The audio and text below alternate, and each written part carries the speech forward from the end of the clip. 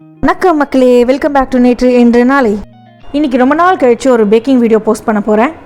சிம்பிளாக டக்குன்னு சட்டுன்னு வீட்டில் யாருக்கா பர்த்டே வந்தால் எப்படி ஒரு பேசிக் வெனிலா கேக் பண்ணுறதுங்கிறத தான் இன்றைக்கி நம்ம பார்க்க போகிறோம்.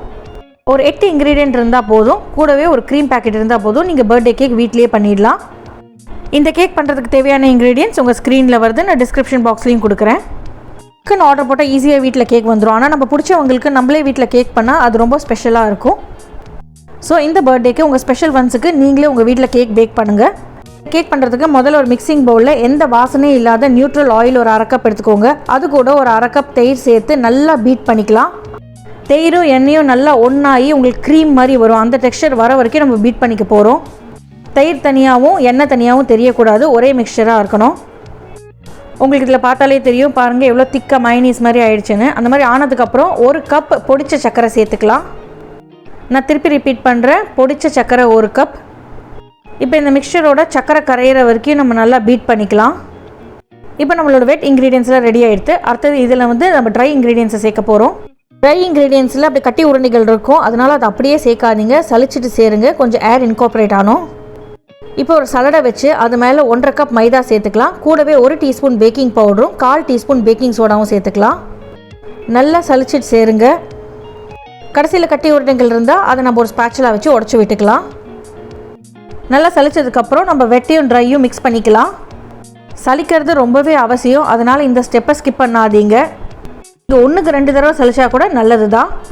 மிக்ஸ் பண்ணும்போது அப்படியே பீட் பண்ணாமல் கட் அண்ட் ஃபோல்ட் மெத்தடில் மிக்ஸ் பண்ணுங்கள். அதாவது வெட்டி ஒரு டர்ன், வெட்டி ஒரு டர்ன். நீங்கள் நல்லா பீட் பண்ணிங்கன்னா எக்கச்சக்க ஏர் அந்த கேக்குள்ளே போயிடும், அப்புறம் கேக் சாஃப்டாக வராது. நல்லா ஈவனாக மிக்ஸ் பண்ணதுக்கப்புறம் நம்ம 1 டீஸ்பூன் வெனிலா எசன்ஸ் சேர்த்துக்கலாம். வெனிலா கேக்குங்கிறதுனால நான் கூடவே வெனிலா எசன்ஸ் சேர்த்துருக்கேன். ப்ளஸ் நான் ஒயிட் கலர் வெனிலா எசன்ஸ் சேர்த்துருக்கேன், அப்போ தான் நம்மளுக்கு கேக்கில் கலர் மாறாது. உங்களுக்கு இப்போ மாவு கொஞ்சம் திக்காக இருக்க மாதிரி தோணிதுன்னா நீங்கள் 2லேருந்து 3 டேபிள் ஸ்பூன் பால் சேர்த்துக்கோங்க. உங்களோட மைதா குவாலிட்டியை பொறுத்து தான் நீங்கள் இந்த பாலோட அளவு சேர்த்துக்கணும். இந்த ஸ்டேஜ்லேயே உங்களுக்கு மாவு லூஸாக இருக்குது நீங்கள் ஃபீல் பண்ணிங்கன்னா நீங்கள் பால் சேர்க்க வேண்டாம், அது ஆப்ஷனல் தான். மாவோட பதம் எப்படி இருக்கணும்னு பார்த்தீங்கன்னா, நீங்கள் பேட்டரை போர் பண்ணிங்கன்னா அந்த ரிப்பன் ஃபார்ம் ஆகணும், அதுதான் மாவோட கரெக்ட் கன்சிஸ்டன்சி. அடுத்ததான் நீங்கள் எந்த பாத்திரத்தில் பேக் பண்ண போகிறீங்களோ அதை பார்ச்மெண்ட் பேப்பர் போட்டு லைன் பண்ணி ரெடியாக எடுத்து வச்சுக்கோங்க. ஒன்ஸ் நீங்கள் மாவு ரெடி பண்ணிட்டீங்கன்னா மாவை ரொம்ப நேரம் அப்படியே வைக்கக்கூடாது, எவ்வளோ சீக்கிரம் முடியுமோ அவ்வளோ சீக்கிரம் பேக் பண்ணிடணும். பேக்கிங் டிஷ்ஷில் மாவு மாட்டினதுக்கப்புறம் அந்த பாத்திரத்தை லைட்டாக டேப் பண்ணுங்கள். மேலே இருக்கிற ஏர் பபிள்ஸ்லாம் அப்போ தான் பிரேக் ஆகும், ப்ளஸ் மாவும் ஈவனாக ஸ்ப்ரெட் ஆகும். 180 to 190 டிகிரி சியில் ஒரு 45 நிமிஷத்துக்கு நம்ம பேக் பண்ணி எடுத்துக்கலாம். கேக் கரெக்டாக பேக் ஆகிருக்கான்னு செக் பண்ணிக்கோங்க. ஒரு டூத்பிக் இன்சர்ட் பண்ணி பார்த்தீங்கன்னா டூத்பிக் க்ளீனாக வரணும், அப்படின்னா கேக் பேக் ஆகிடுச்சின்னு அர்த்தம். ப்ளஸ் உங்களுக்கு மேலேயே ஒரு க்ரஸ்டி டாப் வந்திருக்கணும். கேக் பேக் ஆனதுக்கப்புறம் அதை நல்லா ஆற விட்டுருங்க.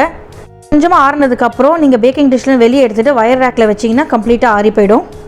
அடுத்ததாக இதை டெக்கரேட் பண்ணுறதுக்கு நம்ம க்ரீம் ரெடி பண்ணிக்கலாம். சிம்பிள் அண்ட் ஈஸியாக இருக்கணுங்கிறதுக்காக நான் இன்றைக்கி ஹரிமா விப்பிங் க்ரீம் பவுடர் தான் எடுத்திருக்கேன். நீங்கள் எந்த விப்பிங் க்ரீம் பவுடர் வேணாலும் எடுத்துக்கலாம். உங்கள் பேக்கெட்டில் கொடுத்துருக்க இன்ஸ்ட்ரக்ஷன்ஸ் படி நீங்கள் லிக்விட் குத்தி விப் பண்ணிக்கோங்க. நான் இன்றைக்கி சில்டு மில்க் குத்தி தான் விஸ்க் பண்ணியிருக்கேன்.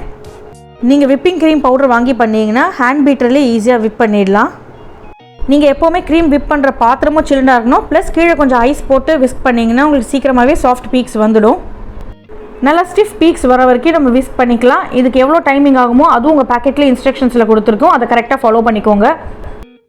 க்ரீம் விப் பண்ணதுக்கப்புறம் நீங்கள் அந்த பாத்திரத்தை கவுத்து பார்த்தீங்கன்னா க்ரீம் கீழே கொட்டக்கூடாது, அதுதான் கரெக்டான பதம். க்ரீமை விப் பண்ணிவிட்டு நீங்கள் ஒரு பாத்திரத்துக்கு மாற்றிட்டு ஃப்ரிட்ஜில் ஒரு 1/2 மணி நேரத்துலேருந்து 1 மணி நேரம் வச்சுடுங்க, அப்போ தான் கரெக்டாக செட் ஆகும். அடுத்தபடியாக நம்ம ஸ்பஞ்சு மேலே ஸ்ப்ரெட் பண்ணுறதுக்கு ஒரு சிம்பிள் சிரப் ரெடி பண்ண போகிறோம்.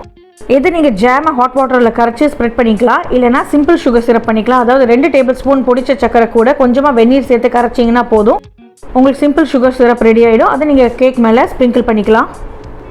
கேக் நல்லா ஆறுனதுக்கப்புறம் மேலே இருக்கிற க்ரஸ்டி டாப்பை வெட்டி போட்டுட்டு கேக்கில் எவ்வளோ ஸ்லைசஸ் வேணுமோ அவ்வளோ ஸ்லைசஸ் போட்டுக்கோங்க. அதுக்கப்புறம் ஒரு ஸ்லைஸுக்கு மேலே சிம்பிள் சிரப் ஸ்ப்ரெட் பண்ணிவிட்டு அதுக்கு மேலே க்ரீம் போட்டுட்டு திருப்பி அடுத்த லேயர் அடுக்குங்க.